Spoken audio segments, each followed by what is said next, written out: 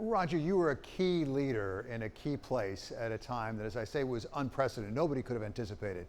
From that experience, what could you tell others who might be thrust into that kind of situation, not to that degree, but similar circumstances, a crisis that comes up you can't experience? Well, there are a number of lessons that we learned that we could share with everyone at this around how to manage through a crisis.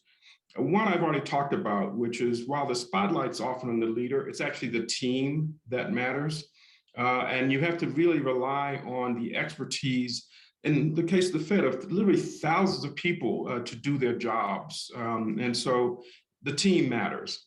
Second point is very much around having clarity of goal, of intention, of principle. As I said, the Federal Reserve's main goal on that day was to use all of our resources to keep the financial system afloat in the United States and more, by definition, more globally. And so that's important. Be clear about what the guiding principles are.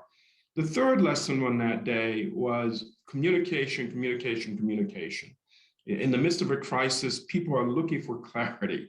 Without facts and guiding principles from the top, people make things up. So communication is really important. And the fourth lesson there is actually the leader does, or the leadership team does play a role across all those things. You know, the leadership team has got to be clear about the guiding principles. The decisions that the leadership team has to make has to be driven by expertise. Two other things that are important around the leadership team. One is obviously fortitude. You know, you don't want to see the leaders quaking like a bowl of jelly when you get into a crisis. And then the fourth thing for the leadership team is a surprising one, which is empathy. When you're going through a crisis, it affects everybody differently. And an understanding of that is, I think, really important. Roger, we can't anticipate the next thing that cannot be anticipated by definition, but let's talk about risks going forward. It's a different world today than it was 20 years ago.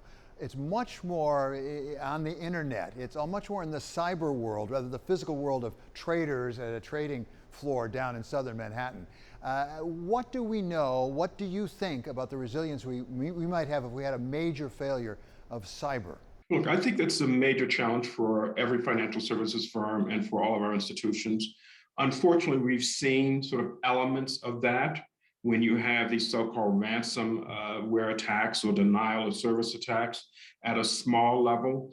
We haven't seen it systematically across an organization or across a financial system, but I would say that's one of the areas to really watch. And there have been hints of how dangerous that could be.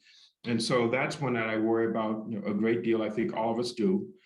The good news is it is an area that is one of intense focus.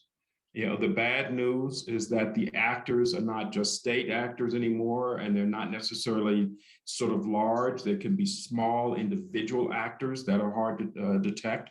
And so I think right now we're in a, sort of a bit of an equilibrium. I think the risk around cyber is much higher. I think our expectations and awareness are much higher, but we haven't really experienced the full magnitude yet. And it is an area that I think we should pay a great deal of attention to.